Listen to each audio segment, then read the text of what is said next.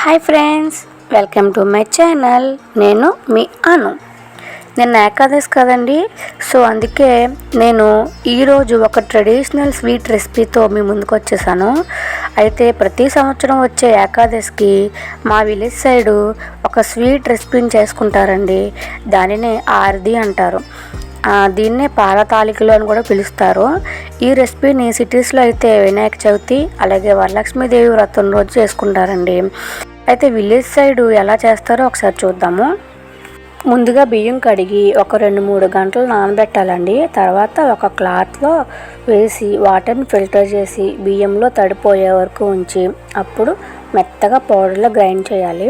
వచ్చిన పిండిలో సగం పిండిని ఉండ్రాళ్ళు తాలికలు చేసుకోవడానికి రెడీ చేసుకోవాలి. 1-2 గ్లాసులు నీళ్లు వేడి చేసుకొని అందులో పిండి ఇంకా బెల్లము చిన్న చిటికెడు సాల్ట్ వేసుకొని ముద్దగా చపాతీ పిండి వచ్చేట్టు కలుపుకుంటే ఇట్లా పిండి రెడీ అవుతుందండి. దీన్ని ఆ పిండిని చల్లారాక తీసి ఇలా ఉండ్రాళ్ళు ఇంకా తాలికలు చేసుకోవాలి. తాలికలు చూసారా ఎలాగైనాయో. మిగిలిన పిండి ఉంది కదండి, సగం పిండి వచ్చి తాలికలు చేసుకున్నాము. మిగిలిన ఈ సగం పిండిలోని కూడా కోరిన బెల్లం ఆల్రెడీ ముందు కోరి పక్కన పెట్టుకున్నాము. కోరిన బెల్లం అయితే ఇందులో కలిపేస్తుంది. మా బెల్లం విడిగా వేయచ్చు కదా, ఎందుకు దాంట్లో కలుపుతున్నాం? ఈ పిండిలో బెల్లం ఎందుకు కలుపుకుంటారంటే నీటిలో ఉండకట్టకుండా ఉంటుంది అనమాట. ఇవాళ ఎసరెట్టి ఆ తాలికలు ఉండలు శనగపప్పు కొబ్బరికాయ ముక్కలు అందులో వేసేసి ఆ నీళ్ళు తెల్లి మరిగిన తర్వాత ఈ పిండి తిప్పేసుకోవాలి అందులో. ఇప్పుడు ఒక వెడల్పాటి గిన్నెలో మనకు తగినన్ని నీళ్లు పోసుకొని మరగబెట్టుకోవాలండి. ఇంత పెద్ద గిన్నె ఎందుకంటే మనకు కలుపుకోవడానికి ఈజీగా ఉంటుంది. దాంట్లోనే ముందుగా చిన్న చిన్న ముక్కలుగా కోసుకున్న కొబ్బరి ముక్కలు వేసుకొని అలాగే ముందుగానే ఉడకబెట్టుకొని తీసుకున్న శనగపప్పు కూడా వేసుకోవాలి. అది మరుగుతూ ఉండగా లైట్గా చిటికెడు సాల్ట్, అంటే టేస్ట్ కోసం స్వీట్నెస్ కోసం సాల్టు, అది మూత పెట్టి తీయగానే చూడండి కెళ్ళి మరిగాయి కదా. ఇట్లా మరుగుతున్నప్పుడు ఇప్పుడు మనం ఇందులో పక్కన పెట్టుకున్న ఉండ్రాళ్ళు తాలికలు ఉన్నాయి కదండి, అవి ఒక్కొక్కటిగా వేసుకోవాలి. నెమ్మదిగా ఒక్కొక్కటిగా వేసుకొని అవి కూడా మొత్తం కలపాలి. విడివిడిగా కలపకపోతే అవి కూడా ఒకదాని కూడా అంటుకుపోయి ఉండకడతాయి అన్నమాట. అవి కూడా కలుపుకున్నాక ఇందాక పక్కన పెట్టుకున్నాం బెల్లం కలిపిన పిండిని, ఆ పిండిని కూడా చాలా జాగ్రత్తగా వేసుకోవాలి. అంటే వేసుకుంటూ ఉన్నప్పుడే కలుపుతూ ఉండాలి, కలుపుతూ వేసుకోవాలి, లేదంటే ఉండలు కట్టేస్తాయి.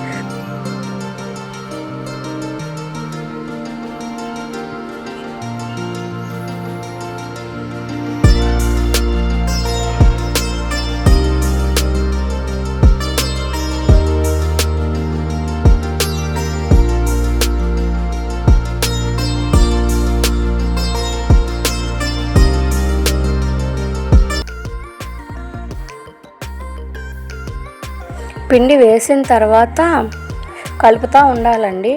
ఏమాత్రం కలపకుండా వదిలేసినా పిండి మొత్తం ఉండలు కట్టేసిద్ది. అలాగే మంట కూడా సిమ్లో పెట్టుకోవాలి. ఎక్కువ పెద్ద మంట ఉన్నా సరే దగ్గరికి అయిపోద్ది. ఈ ఆరిది అనేది గట్టిగా ముద్దలా ఉండకూడదు, చాలా లూజ్ కన్సిస్టెన్సీలో రావాలి. అట్లా వస్తేనే తినడానికి చూడడానికి కూడా బాగుంటుంది. ఇదిగో చూసారా, ఎక్కడ ఉండలు కట్టకుండా బాగానే వచ్చింది. మా అమ్మ బాగానే కలిపింది అన్నీ. ఇప్పుడు చూస్తే మన ఆరిది రెడీ అయింది. ఎక్కడ ఉండ్రాలు కూడా ఒకదానికొకటి ఏమీ అంటుకోలేదు, చాలా లూజ్గా వచ్చింది. దీన్నే కొంతమంది పాలు కూడా వేసుకొని చేసుకుంటారండి. అదే ఇప్పుడు దీన్ని చక్కగా సర్వ్ చేసుకొని వేడివేడిగా తింటే చాలా బాగుంటుందండి.